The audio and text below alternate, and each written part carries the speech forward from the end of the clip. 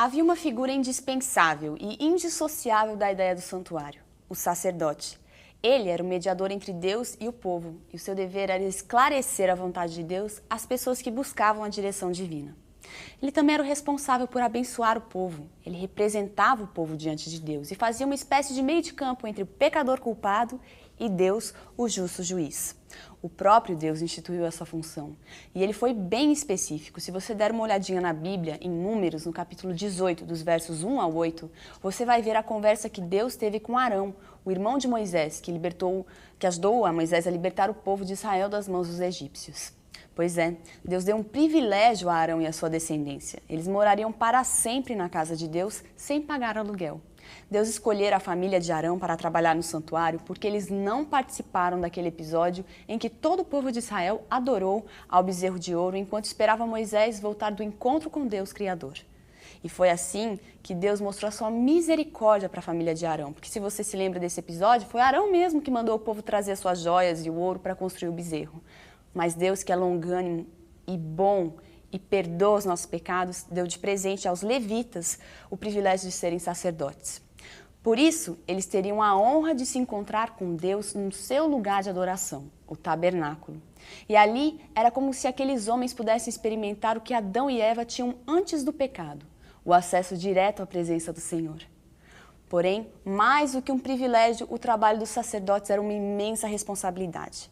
Eles eram responsáveis pelos seus próprios pecados, pelos pecados dos seus irmãos, da tribo de Levi, e pelos pecados do povo. Eles deveriam levar a Deus toda essa bagagem de imundícia e então Deus se encarregaria de dar fim a tudo isso. Mas imagina se eles falhassem em apresentar a Deus os pecados. Não é bom nem pensar, pois eles seriam culpados não apenas dos seus pecados, mas dos pecados de todos os demais israelitas. Todos os dias os sacerdotes trabalhavam no santuário e uma de suas muitas incumbências era cuidar do altar das ofertas queimadas. Eles deveriam remover as cinzas e renovar a lenha para que o fogo não se extinguisse. O altar era símbolo da presença de Deus. Ao aceitar o sacrifício, Deus se tornava o responsável pelo pecado da pessoa que oferecia aquele sacrifício.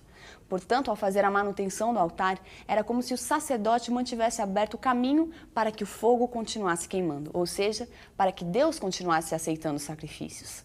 O papel de mediação do sacerdote servia para 3 propósitos fundamentais. O primeiro, mostrava que, apesar da distância entre Deus e o homem, havia um caminho para fechar esse buraco. Segundo, revelava a vontade de Deus de estar com o homem. E o terceiro, era o único jeito através do qual o cidadão comum tinha acesso à presença do Santo de Israel, a única maneira de obter perdão pelos seus pecados. Era vital para o povo de Israel saber que podia contar com o sacerdote para se aproximar de Deus. Eles sabiam que ele sempre estaria disponível para lhe mostrar graça e misericórdia divina. Hoje não é diferente. Nós já não temos mais um santuário aqui na terra como naquele tempo, mas nós ainda temos um sacerdote que faz mediação entre nós pecadores e Deus, o justo juiz. Jesus Cristo está no céu e ele intercede por nós. Hoje, você é o responsável por você mesmo. Você é sacerdote de si, aqui nessa terra. Então, limpa o altar da sua vida, tira as cinzas, põe lenha e não dá brecha para que o fogo da presença de Deus se apague. Hebreus 4,16 diz assim: acheguemo-nos confiadamente junto ao trono da graça, a fim de que recebamos misericórdia e achemos graça para socorro em ocasião oportuna.